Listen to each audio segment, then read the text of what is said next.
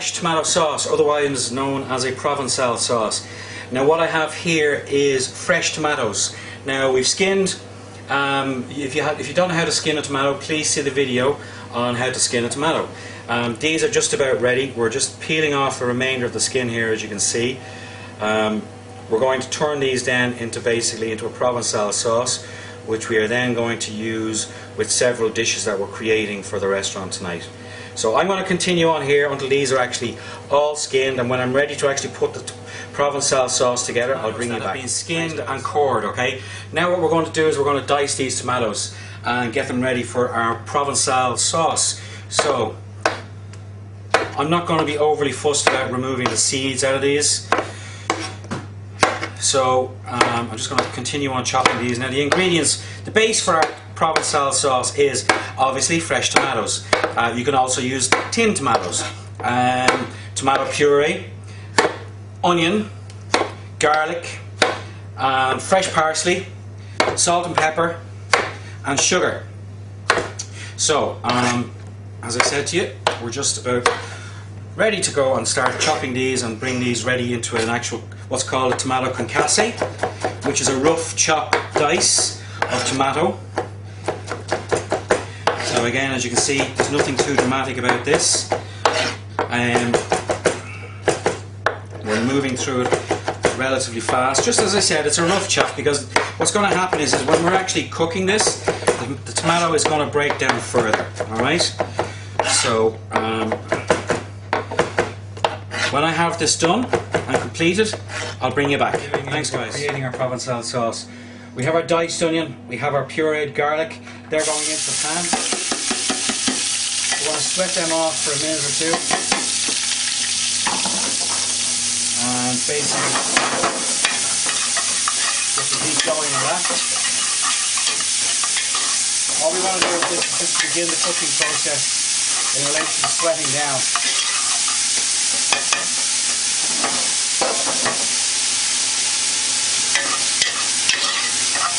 So you can see here that we're using a fairly intense flame.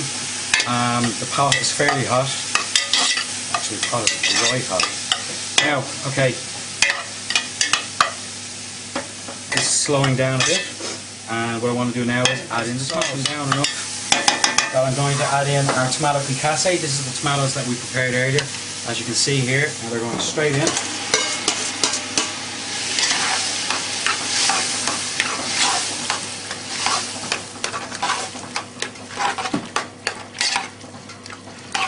Now we're also going to add in a small drop of water to this in about 5 minutes time, because we want to actually cook down the tomatoes a bit further than currently what they are at the moment.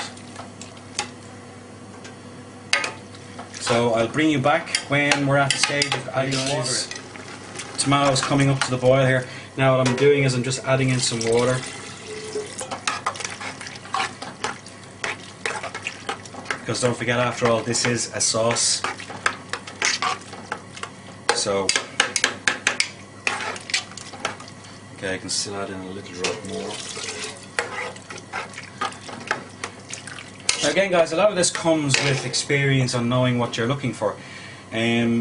What I'm looking for here is I'm looking for, first of all, to add water. Then I'm looking for the water to reduce off and cook the tomato down further into a better paste than what we currently have here at the moment. When we're at that stage, I'll bring you back and show you what I'm talking about. Thanks guys. Okay guys, now you can see that we're actually up to boiling point now with the Provençal. Now what I want to do is just lower the heat down to around about half and let that cook out for about another 10 minutes. At that point then, at the 10-minute mark, I'm going to add in the tomato puree. I'm going to season the sauce, and I'm also going to add in some sugar to counterbalance the bitterness of the tomatoes, the natural bitterness in the tomatoes. So when we get to that stage, I'll bring you back, and then the last thing we're going to do is we're going to finish off the sauce with some parsley. So when I have that ready, I'll give you a shout. Thanks guys.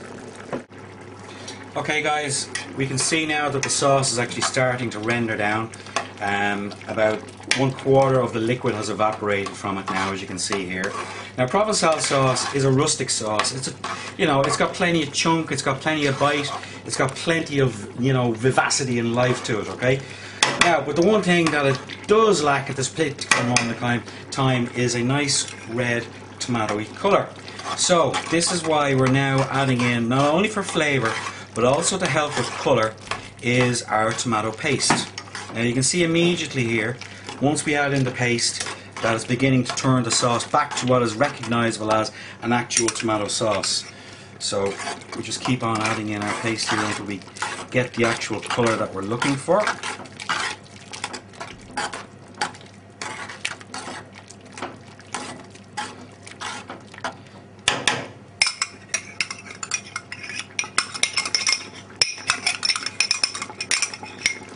Okay, so now we have what is a nice red tomato sauce. Okay, I don't think anyone can argue with that. So again, as this cooks down a little bit more, the colour will become even slightly more concentrated. Okay, so now the next thing that we want to do is we want to add in some sugar. Now, why are we adding the sugar in? We're adding the sugar in to counterbalance, as I said, a slightly acidic bitterness that's in the tomatoes. So we just add in, first of all, like so.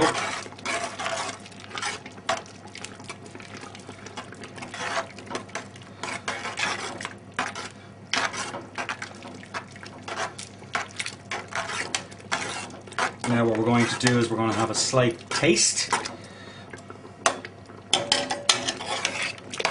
And I'll just get some spoons and I'll bring you back when I'm ready to taste. Okay guys, now we're just going to actually taste out here. And we're going to check it for seasoning. And once we check it for seasoning, then we're going to add in the final touch, which is the parsley. But when we have this finished off, we're going to actually let it sit and relax for about another 20 minutes before we actually use it. Okay, that's excellent. Now it does require some seasoning. So salt and pepper. Get it mixed around.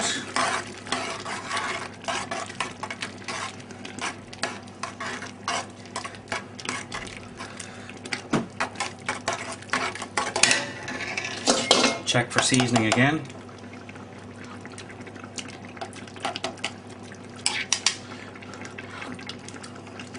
Believe it or not, that actually requires a little bit more.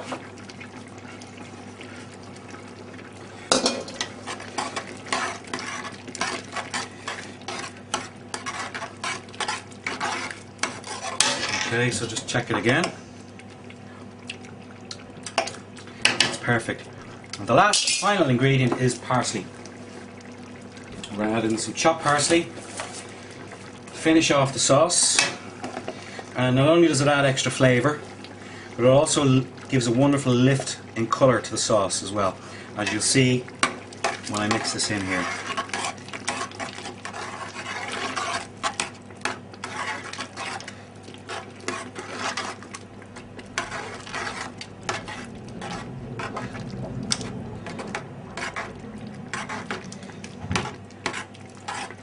Okay guys, that's it. There's Provençal sauce from start to finish. That took all of about 30 minutes to make. Nothing difficult, nothing complicated, and absolutely amazing. This can go in your pizzas, your pastas, whatever you choose. Even eat it cold. And it's absolutely fantastic with fresh basil pesto. Okay guys, talk to you soon. Thanks.